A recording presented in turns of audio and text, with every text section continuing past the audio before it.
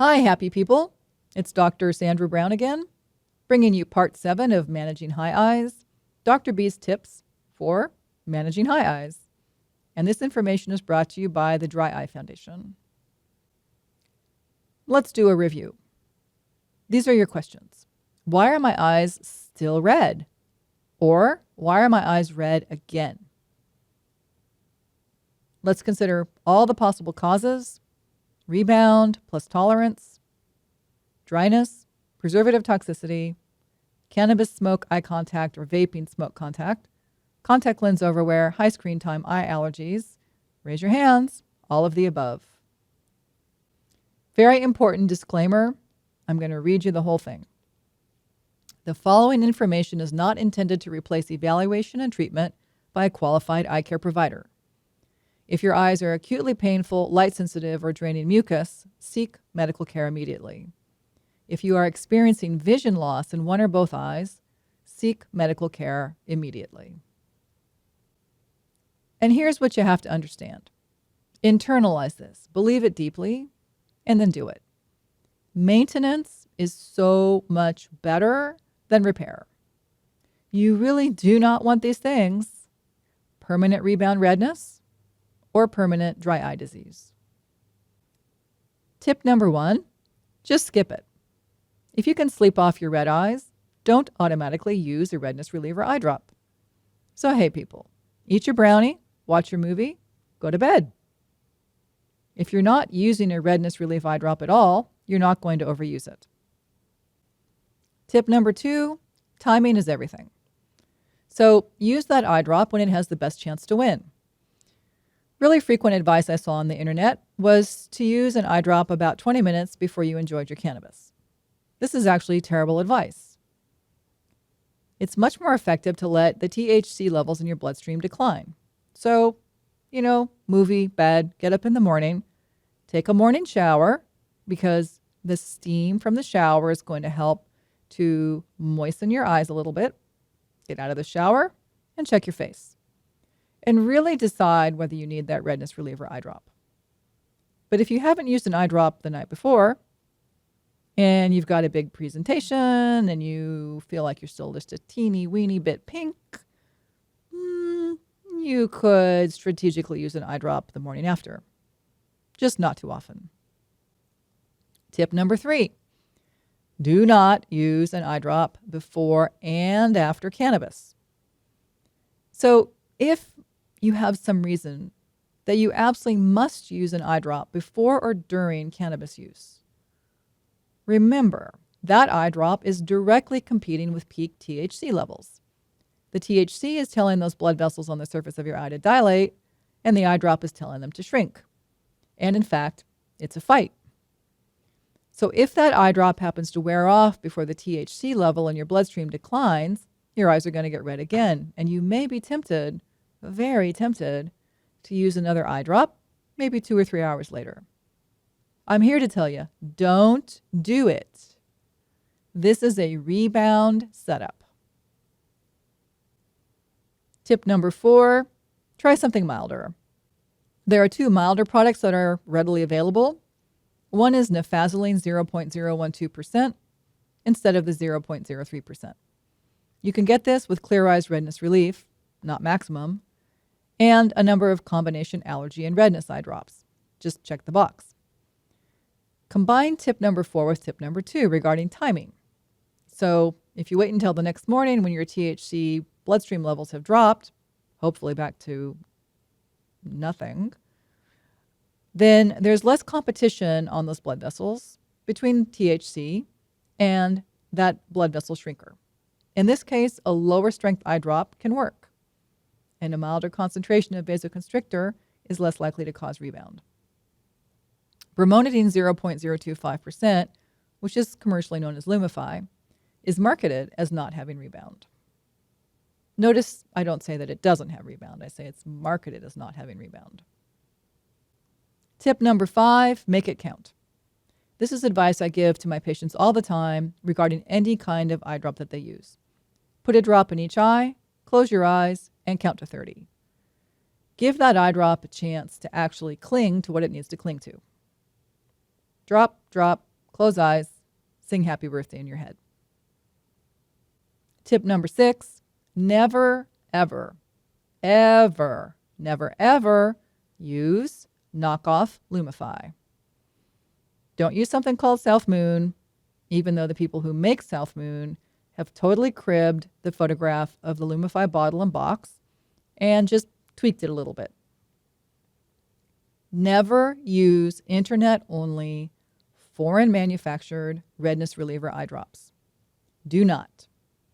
If you don't remember anything else about these tips, or you think they're stupid tips or just too awkward, you're not going to do it, please do not do this. Do not use knockoff Lumify. Why not? Well, I'm going to explain why not. Did you know that badly manufactured eye drops can actually kill you? Yes, they can. Just Google Esri Care eye drops if you don't believe me. All Lumify knockoffs are illegal clones. They're made in unregulated factories or maybe someone's basement. You do not want to be a CDC statistic in a Health Alert Network announcement about deadly Pseudomonas. Don't do it. You love Lumify? I know it's expensive. Just go to the drugstore and buy the Lumify and be a little bit more judicious about how you use it. And much, much, much safer. Tip number 7, would you take your contact lenses out, please? Okay, your corneas need some oxygen and hydration. If your contacts feel stuck to your eyes in the evening, your eyes are dry. You're wearing your contacts too long and you're too dry for other reasons. Never use a medicated eye drop with your contacts in. Just don't. Okay, and if you need to re-wet your contacts, use tears that are labeled for contacts. Okay, pay attention to the video again, not just the audio. Look for preservatives, which are better preservatives, either purite or polyquaternium.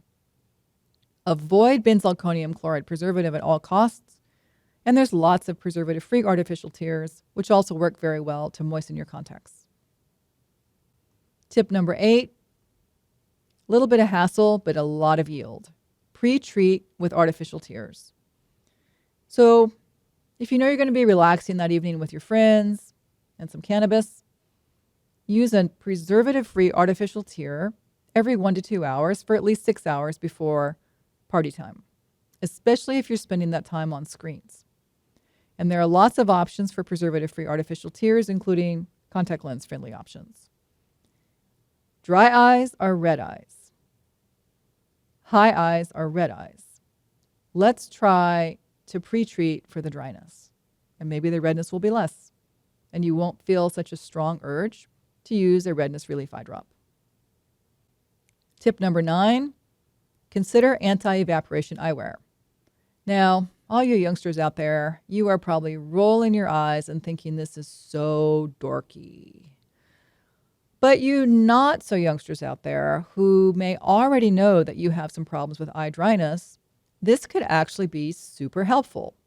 First of all, it will slow down the rate of evaporation of tears while you're sitting there not blinking very much and not making many tears of your own. And it will also decrease smoke contact. So just keep a pair of these anti-evaporation glasses around. I'm not going to recommend any specific products, but if you simply Google anti-evaporation eyewear, some things should come up. Tip 10, night-night, gel or ointment.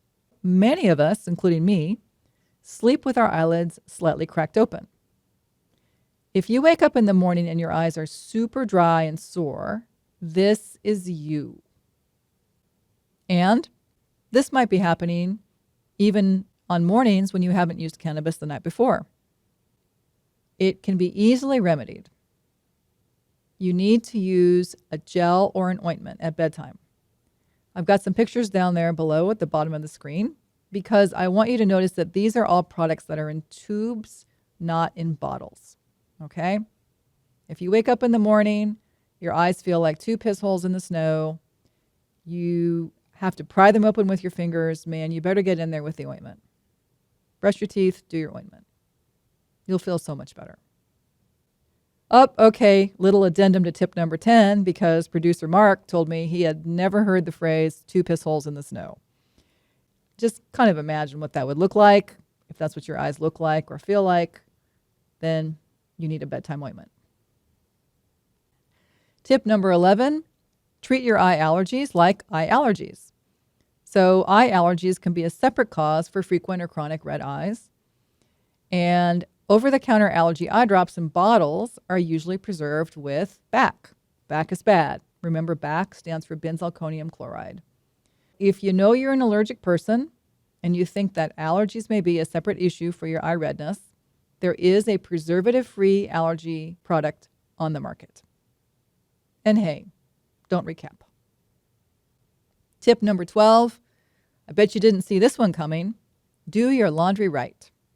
Switch to dye and perfume-free laundry detergent and fabric softener, and please do not use fabric softener on your sheets or your towels. When you make this shift, you need to launder all your bedding at once, including mattress and pillow protectors and your quilts. And you might be surprised how much this helps you with generalized irritation, especially in the morning. So if you're super sore and red in the morning, you need to be using a heavy pre-bedtime lubricant. But if you seem to be just a little bit red pretty often, switching out your laundry routine might solve that problem. And tip 13, the unlucky number 13, never borrow eye drops. How do I say this in the voice of doom? Do not borrow eye drops. This is a terrible idea. Why? Why is it a terrible idea? Because viral pink eye is easily transmitted on the tip of an eye drop bottle, and virus can live for weeks on wet or dry surface. Antibiotic eye drops won't kill virus because antibiotic eye drops kill bacteria.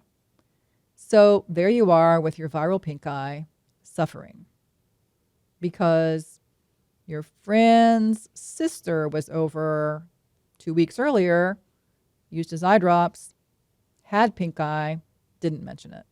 Now you have her pink eye. Joy. Remember, maintenance, not repair. You eat popcorn, you floss your teeth. You enjoy cannabis, you maintain. Have good habits, moisture. Preservative-free artificial tears are your friend. Be high, not dry. For additional resources and support, please see the web pages shown below. And stay tuned for part 8.